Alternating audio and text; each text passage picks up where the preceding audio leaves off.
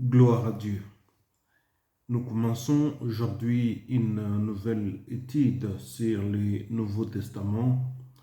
Nouveau Testament qui peut être aussi appelé la Nouvelle Alliance, qui commence dans la traduction mathéenne par nous énumérer le nombre de générations entre Abraham et la naissance de Jésus-Christ.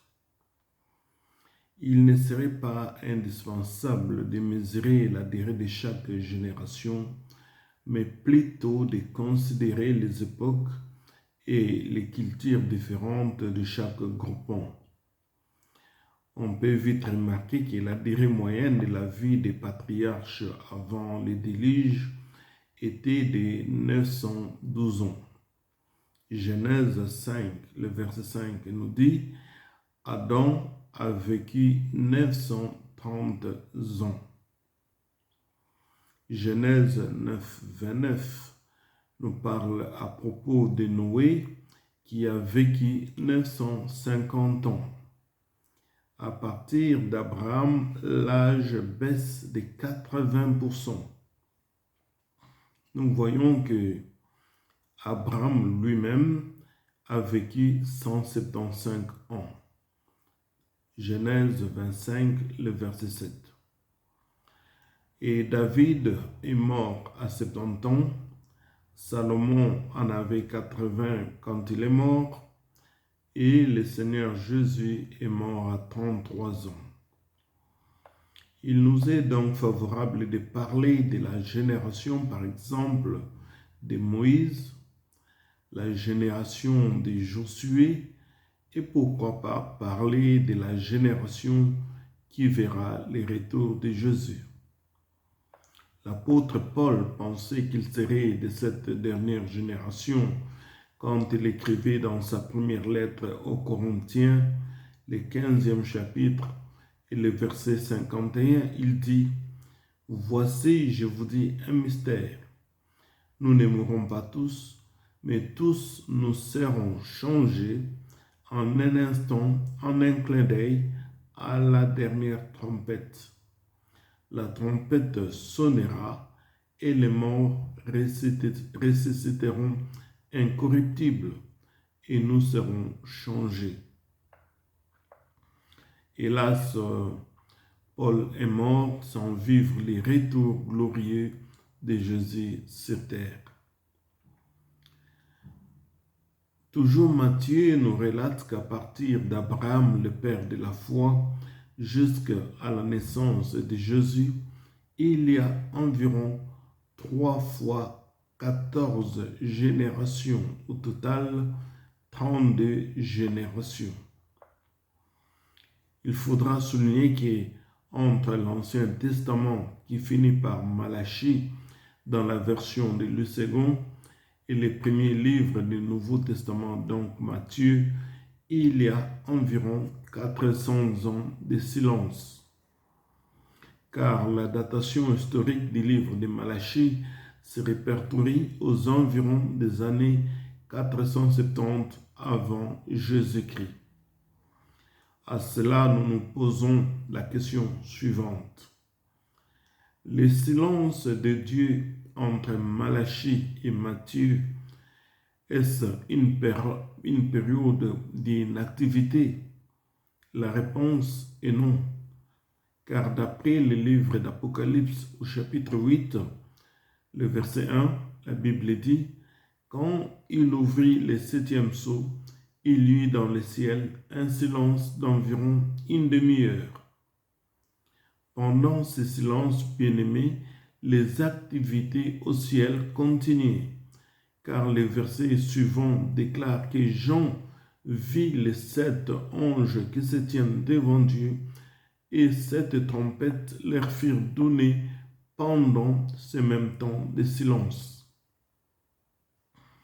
Le silence de Dieu ne peut jamais se traduire par l'inactivité, car selon Apocalypse, les chapitres disent, il est écrit, « Quand les 7 tonnerres eurent fait entendre leur voix, Jean voulait écrire, et il entendit du ciel une voix qui disait, Celle, ce qu'on dit, le septonnaire ne l'écrit pas. Ce verset nous ramène donc à des observations. La première observation est celle de l'inspiration scripturaire. Et la deuxième est celle de l'inspiration prophétique. J'aimerais souligner ces deux inspirations, inspiration scripturaire et inspiration prophétique. Des hommes comme Moïse avaient les deux inspirations, c'est-à-dire inspiration prophétique qui consiste à parler de la part de Dieu et inspiration scripturaire qui consiste à mettre par écrit le message de Dieu. Soulignons que tous les livres de Pentateuque sont écrits par Moïse. D'autres prophètes tels que Élie, Élisée, Nathan, Siméon et Anne, dans la version de Luc ou la version lucanienne, ont eu seulement l'inspiration prophétique, mais n'ont écrit aucun livre.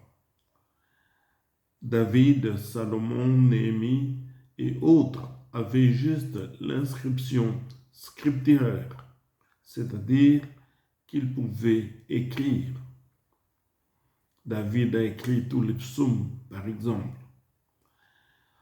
Parler des 400 ans de silence ne veut pas dire que l'histoire avait arrêté son cours. Les livres non canoniques tels que Maccabée ou Siracide, inclus dans la Bible version Tobie, en témoignent plus. Pour certains exégètes, les 400 ans de silence se traduit par le fait qu'il y avait une forme de routine. Les sacrifices et rituels se faisaient alors qu'il n'y avait aucune nouvelle révélation.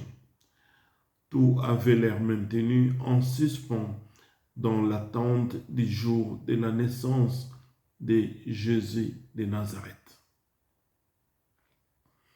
Nous pouvons le certifier dans les messages de Jean-Baptiste et aussi dans les déclarations de Siméon et Anne lors du jour de la présentation de Christ au temple, selon les écrits de Luc au chapitre 2. Certains exégètes pensent aussi qu'entre Malachie et Matthieu, aucun livre ne pouvait avoir la créance d'être introduit dans la Bible. Peu importe les canons, qu'ils soient catholiques, les canons juifs ou d'autres sortes de canons. Parlons maintenant des 4 évangiles. Évangile est tiré du grec évangélion, qui signifie bonne nouvelle. Nous attirons l'attention de plusieurs étudiants du fait que sur le marché, il y a multiplicité d'évangiles. Je vous montre aussi les évangiles apocryphes. C'est aussi appelé évangile. Il y a l'évangile de Thomas et je vous montre aussi l'évangile de Satan. Regardez bien. L'évangile de Satan. Pourquoi je vous montre tous ces livres? C'est pour vous dire que quand nous parlons des évangiles, il est très important de dire évangile de Jésus, notre Seigneur. Donc nous parlons dans cette étude de l'évangile de Jésus-Christ. Il existe 4 évangiles parmi lesquels 3 sont appelés évangiles synoptiques. C'est Matthieu, Marc et Luc. Dans ces 3 évangiles synoptiques signifie qui offrent à travers leur plan une concordance convergente en rapportant les mêmes événements par rapport à la vie de Jésus-Christ. Cela signifie en fait, dans les termes simples, ce que vous lirez en Matthieu, vous pouvez les revoir en Marc, mais aussi en Luc, ce qui fait de ces évangiles synoptiques. L'évangile de Jean, quant à lui, se focalise sur les paroles du Seigneur Jésus. Dans chaque évangile, parmi les 4, Jésus est présenté sous une titulature différente. Matthieu présente Jésus comme le roi. Marc présente Jésus comme le Fils de Dieu. Luc présente Jésus comme le Fils de l'homme. Et Jean le présente comme le Fils de Dieu. Parlons maintenant du premier évangile qui est celui de Matthieu. Évangile de Matthieu ou de Lévi, le percepteur d'impôts. Le but de Matthieu était de prouver aux Juifs et aux nombreux chrétiens que Jésus est bien le Messie promis, le descendant de David, le Fils de Dieu, puisqu'il réalise les prophéties des Écritures et qu'il inaugure sur la terre le royaume des cieux. Il était très riche, Matthieu, parce qu'il percevait les impôts et les Juifs les haïssaient, et le langage de Matthieu est celui donc d'un homme d'affaires habitué à tenir les comptes. Son évangile s'adressait donc principalement aux Juifs. Il est écrit plus ou moins 40 ans après la mort de Jésus. Le deuxième évangile est de Marc. Le vrai nom de Marc, c'est Jean-Marc.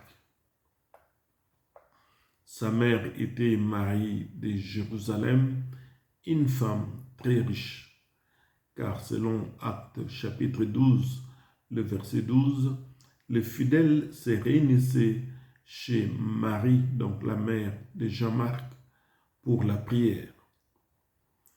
Jean-Marc était parent à Barnabé ou Barnabas, selon Colossiens chapitre 4, le verset 10. C'est Barnabé qui vendit le premier un champ et déposa l'argent aux pieds des apôtres. C'était aussi un homme très riche. C'est aussi Barnabé qui prit Paul par la main et qui va l'introduire aux disciples. Ici, donc, dans cet évangile, Jésus prend la forme des serviteurs. Jean-Marc était juif et romain. Il s'adresse dans son évangile aux étrangers, c'est-à-dire aux chrétiens romains. Le troisième évangile est celui de Luc le médecin. Il est médecin par son occupation et cet évangile est une lettre que Luc le médecin écrit à son ami Théophile. Luc est grec selon Colossiens chapitre 4, le verset 14. Remarquez que cet évangile est une lettre qu'un ami envoie à son ami. Il fait un récit de la vie de Jésus en le présentant comme fils de l'homme. Sa lettre est le fruit de grandes recherches et beaucoup d'investigations. L'évangile de Marc et de Luc mettent en relief en général les pratiques et les coutumes juives. Enfin, le quatrième évangile est celui de Jean. Jean est le fils de Zébédée et de Salomé. On pense que Salomé était sœur de Marie, mère de Jésus, selon certains exégètes. Cet évangile met en lumière la divinité de Jésus. Apprenons ici que avant, Jean était le disciple de Jean-Baptiste. Il marchait avec Jean-Baptiste. Et il a suivi Jésus juste après, quand Jean-Baptiste a présenté Jésus. Mais ils sont séparés dans la paix. Il était disciple de Jean-Baptiste. Et quand Jean-Baptiste présente Jésus, Jean-Marc va quitter Jean-Baptiste pour suivre Jésus. Il n'y a pas eu de division, pas de rébellion. Il a quitté son père, Jean-Baptiste, en paix, et il a suivi Jésus et a continué avec lui. Eh bien, mes amis, dans cet évangile de Jean, il met en lumière la divinité de Jésus. Comme je l'ai dit, après la mort de Jésus, c'est Jean-Marc qui va s'occuper de Marie, mère de Jésus. On l'appelle disciple de l'amour parce qu'il mettait sa tête sur la poitrine de Jésus. C'est très important de souligner qu'il n'était pas efféminé. C'était un disciple vraiment qui aimait le Seigneur. Et dans nos vies en tant que prédicateurs, puissions-nous trouver des hommes comme Jean qui puissent mettre leur tête sur notre poitrine et continuer vraiment à nous respecter, continuer à marcher à notre côté. Dans cette génération, c'est un peu difficile parce que tous ceux qui mettront la tête sur votre poitrine, qui sentiront l'odeur de votre poitrine, c'est demain eux qui vont partir en racontant des bobards, des balivernes et en rapportant n'importe quoi sur vous. Donc, on l'appelle disciple de l'amour parce qu'il mettait sa tête sur la poitrine de Jésus. Jean a été en exil dans l'île de Patmos. C'est là qu'il va écrire les livres d'Apocalypse. Il est parti en exil, poussé par les gouvernements des Domitiens qui étaient hostiles à l'Évangile. Il faut noter qu'aux auteurs de plusieurs livres dans le Nouveau Testament, que bien souvent, ce sont les compagnons des apôtres appelés les amanuensis. Je le répète, amanuensis. C'était des compagnons des apôtres qui écrivaient les textes bibliques sous la dictée d'un apôtre. Vous verrez quand nous étudierons les lettres de Paul, et vous verrez à plusieurs occasions, Paul parle en disant « c'est moi qui signe cette lettre » ou bien c'était quelqu'un d'autre qui l'écrivait et Paul signait la lettre. Bien-aimés de Dieu, nous sommes très heureux de commencer ce chapitre donc du Nouveau Testament avec vous. Nous allons naviguer dans cette thématique pendant un bon moment et nous vous disons merci. Donc c'est par ici que nous clôturons cette introduction au Nouveau Testament en vous disant au plaisir de vous rencontrer dans la leçon prochaine. N'hésitez pas à vous abonner sur Maranatha School of Ministries, qui n'est pas un simple cours biblique, mais des cours d'une dimension plus élevée afin de permettre à chaque prédicateur, à chaque homme appelé par Dieu, d'avoir la connaissance, comme il est écrit, dans les derniers jours, la connaissance augmentera. Que Dieu vous bénisse. Vous pouvez me contacter sur WhatsApp, écrivain Andy Wati Francis Kadima 0032 484 95 8163. Que Dieu vous bénisse et à bientôt. Merci.